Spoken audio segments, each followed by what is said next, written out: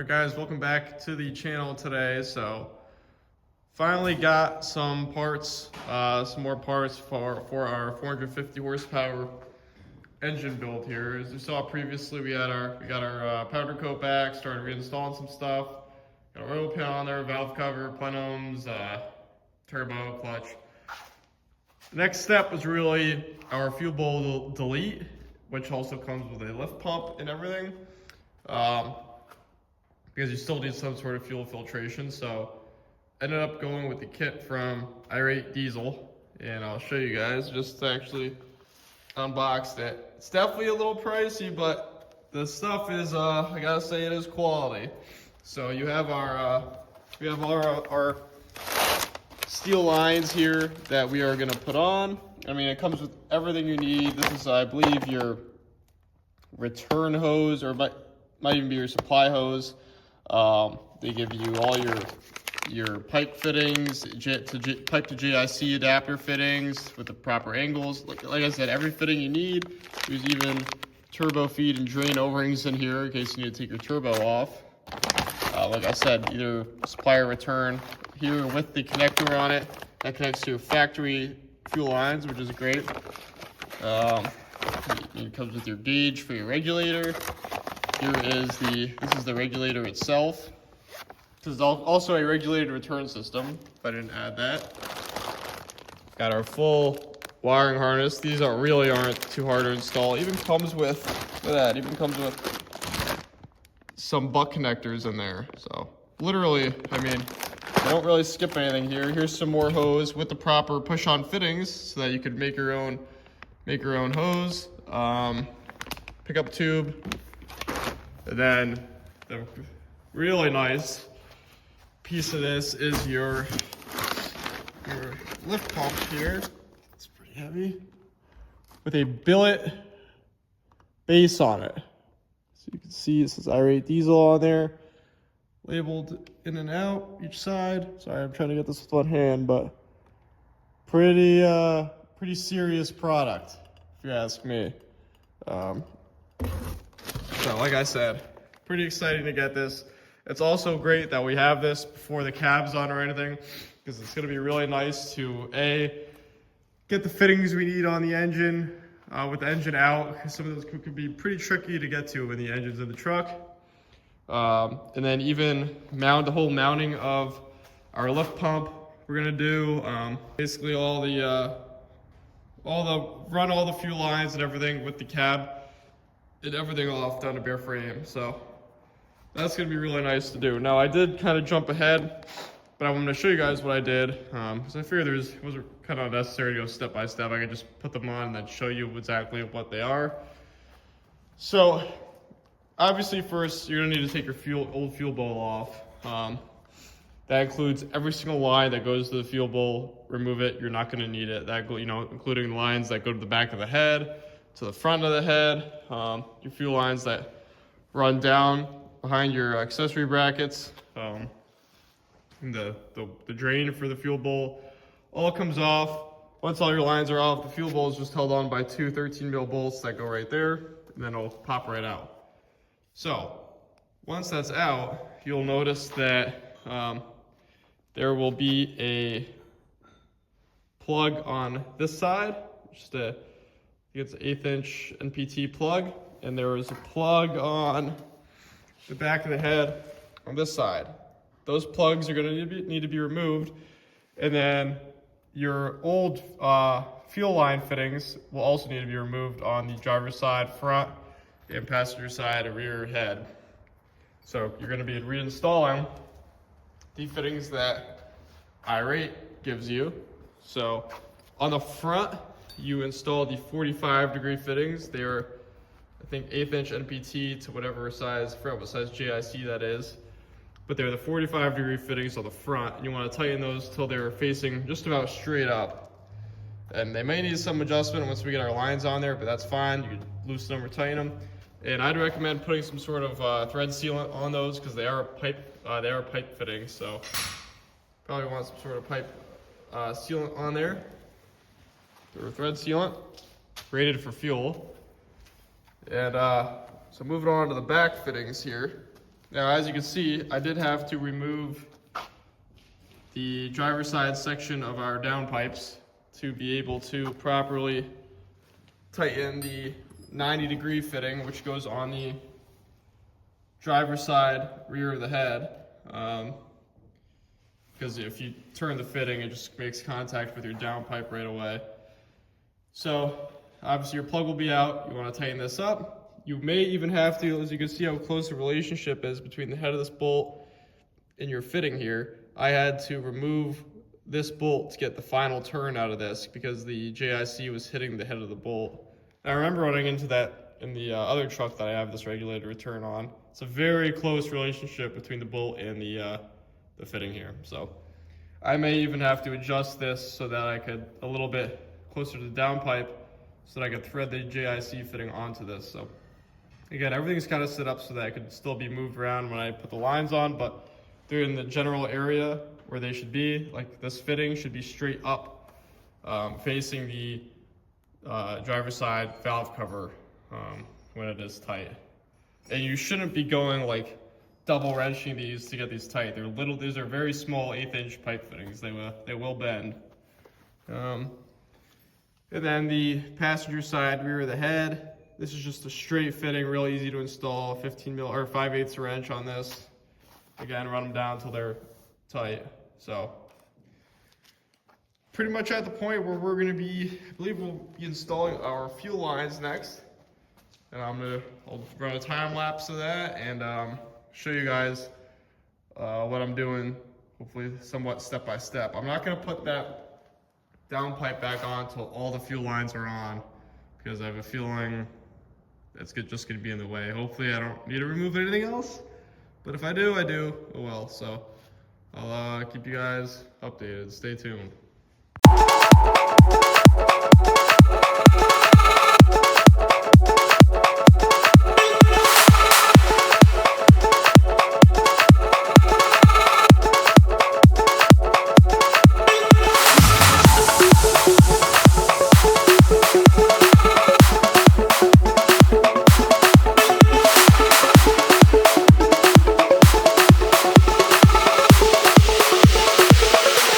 So quick update, we have the rear section of the supply lines on and routed. As you probably saw in the time lapse, having a little bit of difficulty routing this line and figuring out where it should go.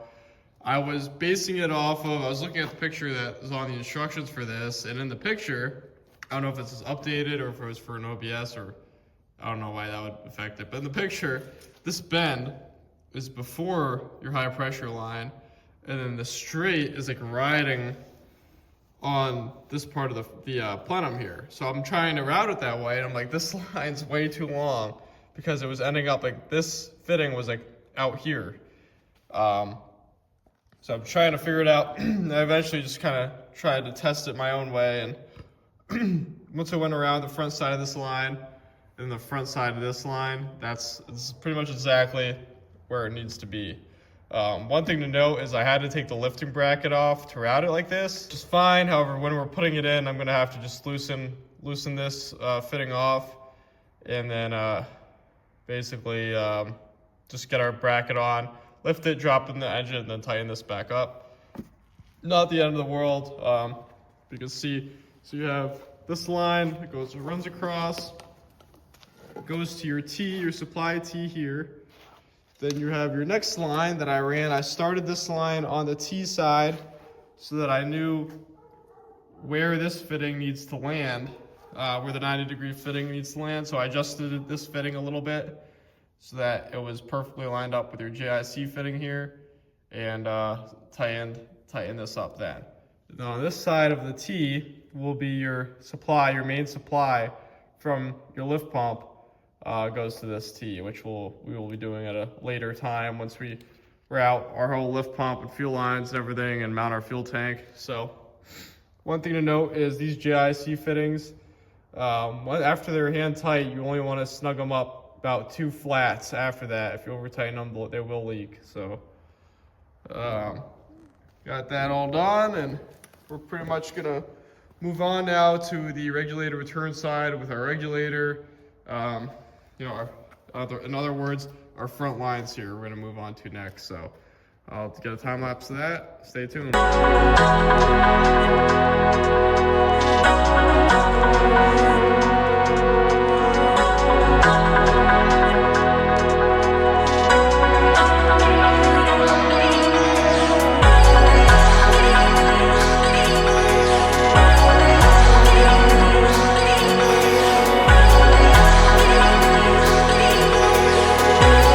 Alright guys, so as you saw in the time lapse, we got our regulator fitted up here. The return side lines all fitted up on the engine. So as you can see, the short in the kit, the short line goes on the driver's side, and the longer line with the 90-degree goes on the passenger side.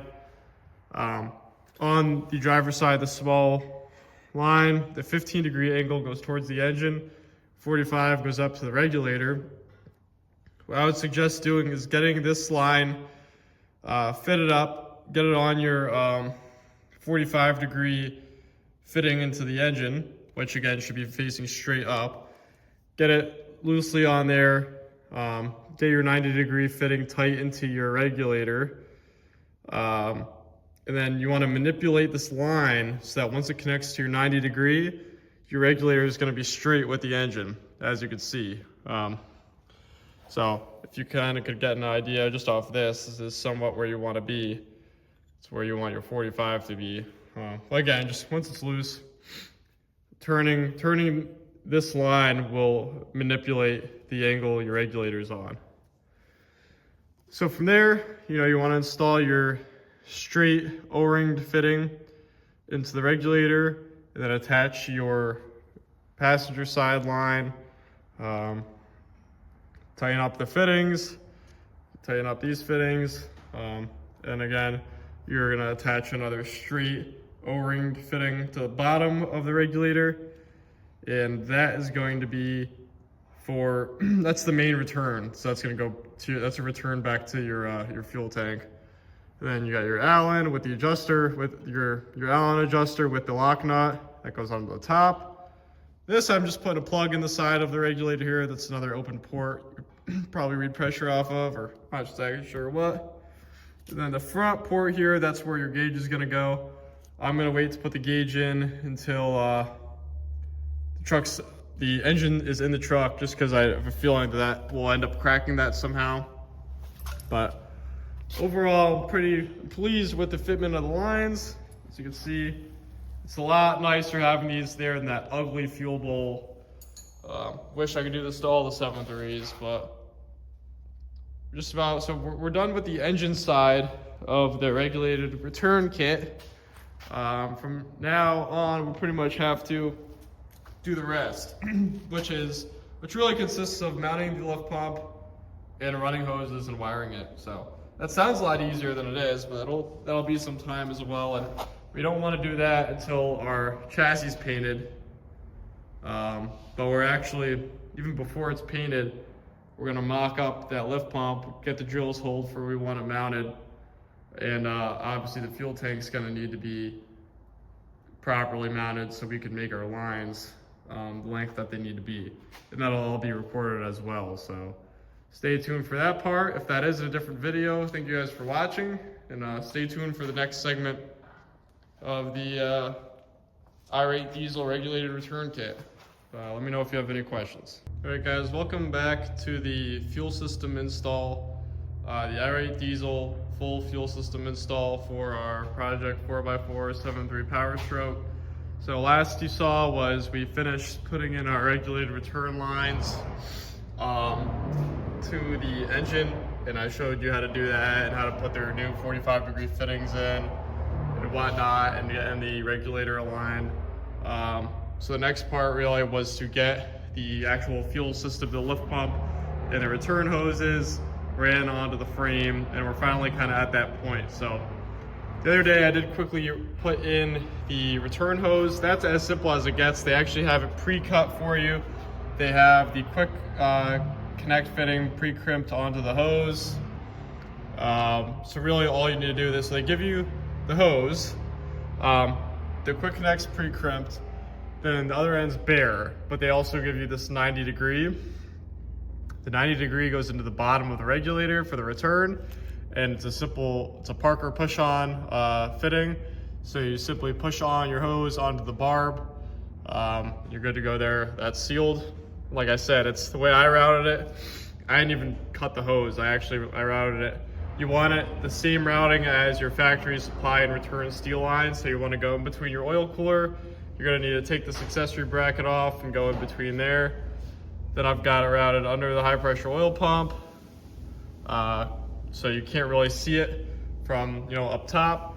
Then it comes back up on the other side of the pump and into your 90 degree with the barb facing the passenger side of the engine. So I then got that locked into the factory little clamp, plastic clamp here. And that locks into your factory return line. So I've got that in there, and still has to get zip tied and stuff. I just kind of have it ran to where I want it. And if you remember, we have a whole different fuel tank setup. So we now have a cabin chassis 40-gallon fuel tank all the way in the rear instead of a fuel tank right in the center section here.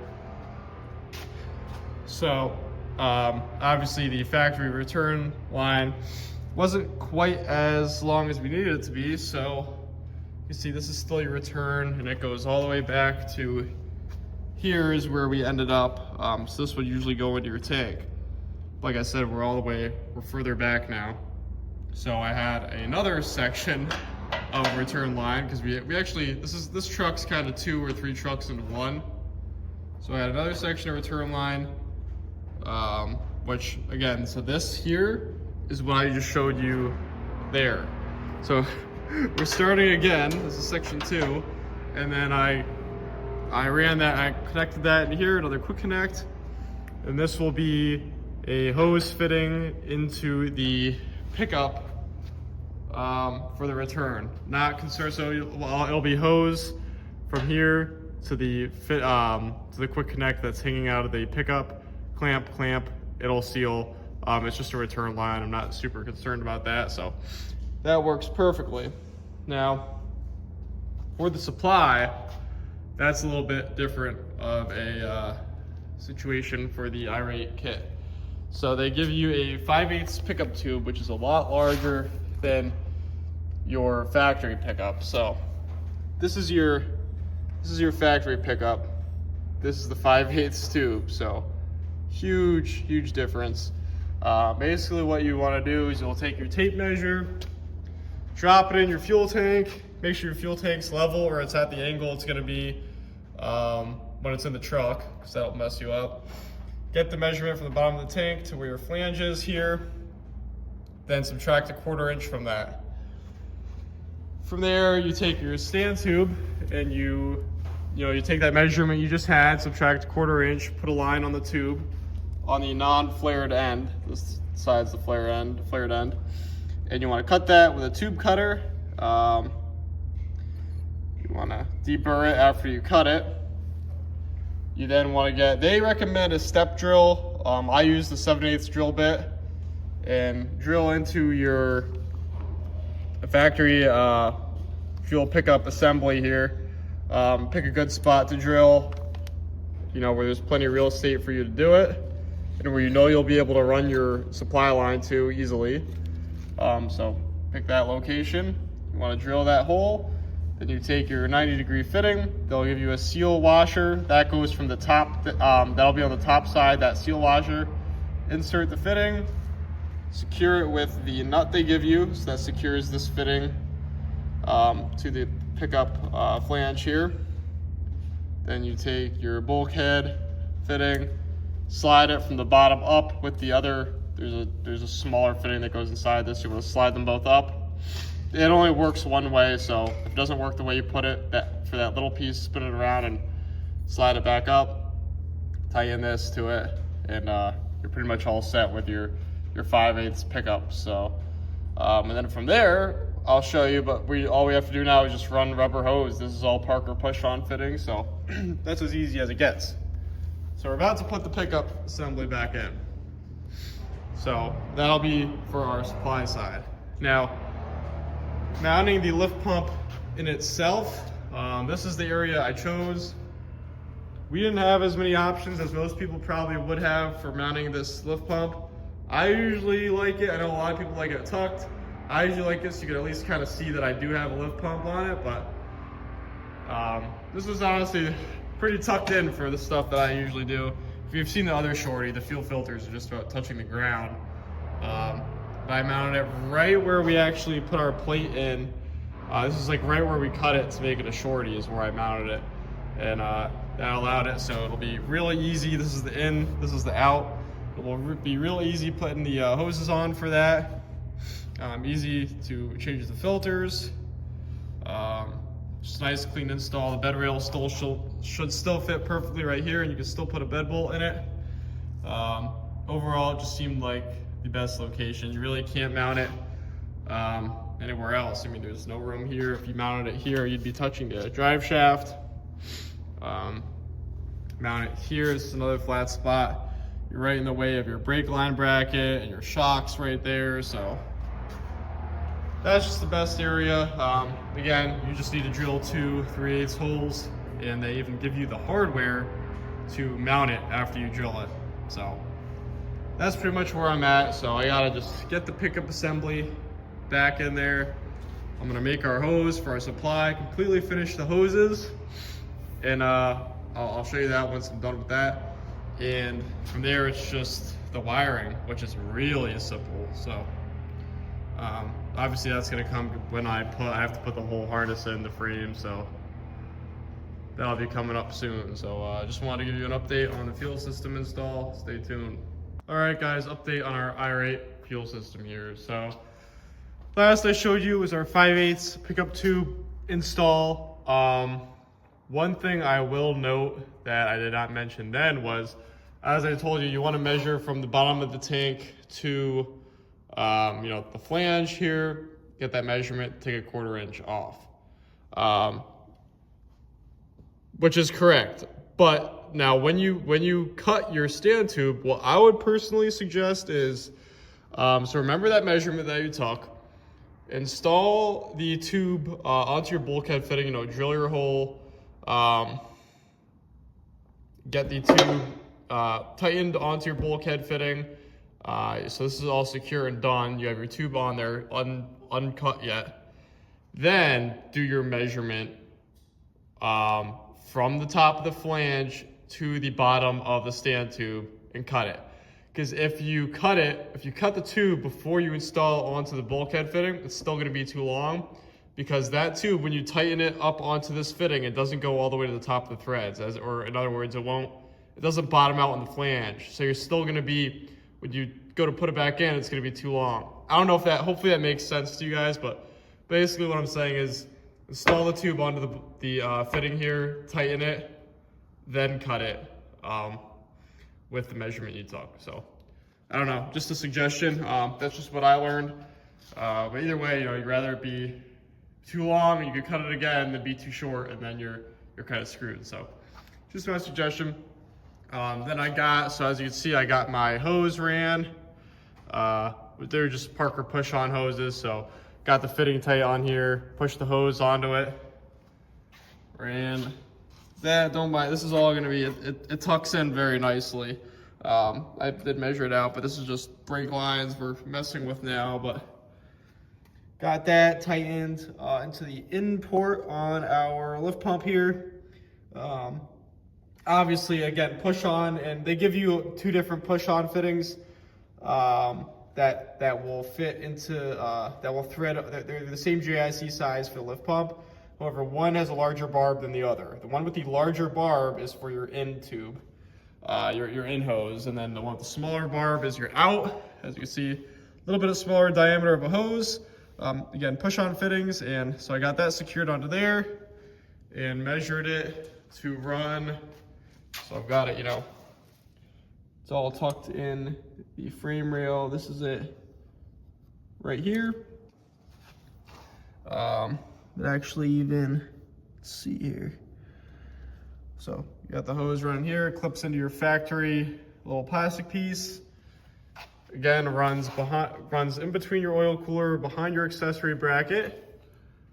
runs up. I fit it into the kind of inside of the regulator return fuel line here, so on the inside of it, and then goes to another push-on fitting that threads into, geez, I'm starting to not be able to see this stuff, that threads into your T that I have showed you before on the regulator return system. So yeah, pretty happy to say that the whole fuel system hoses and mounting is done. But overall, it wasn't, I think when you open the box, it's a little more daunting than it really is. It's really not that crazy, guys. You know, if you have a little bit of automotive knowledge, I think you could do it. Really not that bad, and it turns out super clean. They give you everything you need to make it look nice and clean, and honestly better than factory. Like the way those rubber hoses go there, doesn't get much better than that. And they give you the quick connect that goes right into your factory return. So got that all done. You know, lift pumps mounted and tight. And I even, like I told you, I just went rubber hose connection here because I had to have a little bit of a different return, or my tank's a little bit of a different location than the factory, so had to kind of make up my own thing. And I'm sure this won't leak. If it does, we could go back to the drawing board, but it's just a return line, guys. I'm sure that'll be fine. And capped off our old supply line. This is off of a vent cap from another fuel tank. I've got so many of these fuel tanks because this truck is made out of like 3 different trucks. So got a lot of Powerstroke parts laying around. So yeah, that's all done. Really the last thing for the fuel system is the wiring of it. They give you a wiring harness that goes on, and actually it's got a relay on it, and it plugs into your, doesn't plug in, but you basically splice it into your factory, the factory wire that goes to the factory fuel pump, so that when you turn the key on, the fuel pump turns on. So anyways, that harness is right here. It comes with an inline fuse, relay, and it gives you butt connectors. But I'm not going to post this video until it's completely done, so you'll be able to see this on there too. But that's really the last piece of the puzzle of this kit. So overall, I'm very pleased with how it installs and everything they give you, because like I said, they give you everything down to down to the mounting bolts and nuts for, you know, the bracket for your lift pump. So super pleased with that. I'll keep you guys updated, so stay tuned. All right, guys, final update on the Irate fuel system install here. Got the wiring situated on it, or for the most part, obviously, without having a cab and stuff on it. So I'll show you pretty much what you need to do. Pretty straightforward in my opinion, but I'll show you anyways. So as I showed you in the last clip, they give you that harness, okay? So one end of the harness has an inline fuse on it. So that end of the harness is going to go to the battery side, so towards the front of the engine. So these will hook right onto your battery posts right there. So that's why I have it hanging like this. Try to give myself plenty of slack, because like as you can see, this is hanging, so there should be plenty of slack, hopefully. If I cut it too short, well, I'll be kind of annoyed, but they're wires, they could always be spliced. Here is the relay with a little mount.